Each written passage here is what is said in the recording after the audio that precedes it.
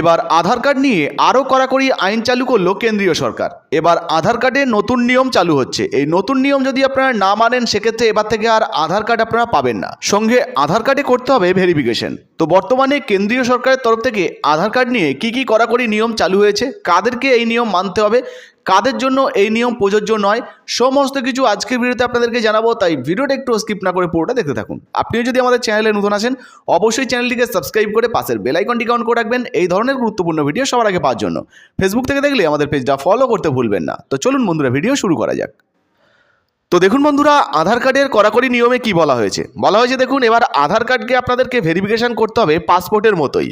নিয়মে বড়সড় বদল আনছে কেন্দ্রীয় সরকার। বলা হয়েছে দেখুন, আধার কার্ড ভেরিফিকেশন রুলস, আধার যাচাইকরণ প্রক্রিয়াটি সম্পূর্ণ করার জন্য রাজ্য সরকার কর্মকর্তাদের নিয়োগ করবে। অতিরিক্ত জেলা ম্যাজিস্ট্রেট, জেলা এবং মহকুমা স্তরের নোডাল অফিসার হিসেবে রাজ্য সরকার কর্তৃক মনোনীত হবেন। আধার যাচাইয়ের জন্য নির্দিষ্ট কেন্দ্রও করা হবে। তো বুঝতে পারছেন, বর্তমানে আধার যাচাইয়ের উপরে কড়াকড়ি নিয়ম আসছে। আধার যাচাইয়ের কেন্দ্র তৈরি করা হবে, যেখান থেকে কিন্তু ভেরিফিকেশন করা হবে, তারপরে আপনাদেরকে আধার কার্ড দেওয়া হবে। মূলত যাদের 18 বছর বয়স হয়ে গেছে তাদের জন্য কিন্তু এই নিয়ম নতুনভাবে লাগু হচ্ছে। দেখুন, বলা হয়েছে বয়স 18 বছর হয়ে গেছে, প্রথমবার আধার কার্ড তৈরি করার কথা ভাবছেন, এবার নতুন আধার কার্ড করার প্রক্রিয়া কিছুটা জটিল হতে চলেছে। বুঝতে পারছেন, আগের মতো সহজে কিন্তু আপনারা আর আধার কার্ড পাবেন না।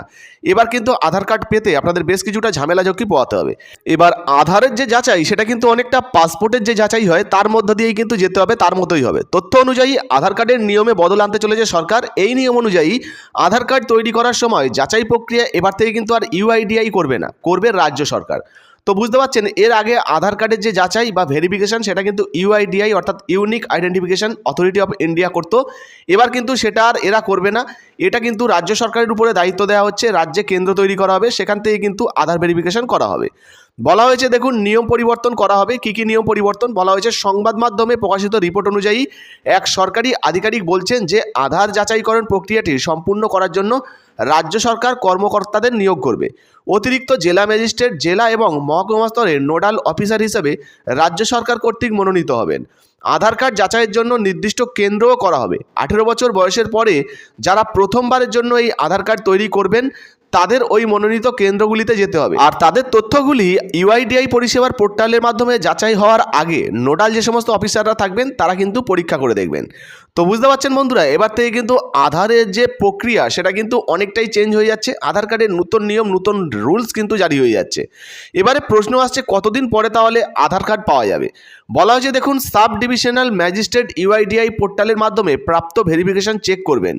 আবেদনের 180 দিনের মধ্যে যাচাই করে আধার কার্ডের অনুমোদন দেওয়া হবে। তো বুঝতে পারছেন, 180 দিন মানে যদি আপনারা মাসের হিসাব করেন প্রায় 6 মাসের মতো কিন্তু আপনাদেরকে অপেক্ষা করতে হবে এই নতুন আধার কার্ড পাওয়ার জন্য। বলা হয়েছে দেখুন, ইউআইডিআই এর লখনৌ অঞ্চলের ডেপুটি ডিরেক্টর জেনারেল প্রশান্ত কুমার সিং জানান, সম্প্রতি জারি করার নির্দেশিকাগুলি 18 বছর বা তার বেশি বয়সের লোকেদের জন্য কার্যকর করা হয়েছে। অর্থাৎ যাদের 18 বছরের ঊর্ধ্বে বয়স তারা নতুনভাবে যদি আধার কার্ড তৈরি করতে চান তাদের জন্য কিন্তু এই নতুন নিয়ম কার্যকর করা হচ্ছে এবং কড়াকড়ি নিয়ম কিন্তু করা হয়েছে। আপনাদেরকে জানিয়ে দিই, এই নিয়ম কার্যকর করার পিছনে একটা মূল উদ্দেশ্য হলো, বর্তমানে প্রচুর মানুষরা বিদেশ থেকে আসছেন, বাইরে থেকে আসছেন, যারা কিন্তু বিদেশি অথচ আমাদের এই ভারতবর্ষে এসে আধার কার্ড তৈরি করে ভারতের নাগরিকত্ব নেওয়ার চেষ্টা করছে।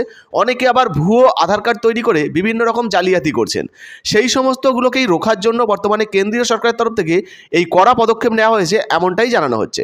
তো বর্তমানে এই বিষয়ে আপনাদের যদি নিজস্ব কোনো মতামত থাকে অবশ্যই নিচে কমেন্ট বক্সে কমেন্ট করে জানাবেন। ফেসবুক থেকে দেখলে পেজটা ফলো করবেন আর ভিডিওটা অবশ্যই ফেসবুকে, হোয়াটসঅ্যাপে বেশি বেশি করে শেয়ার করবেন। ধন্যবাদ বন্ধুরা।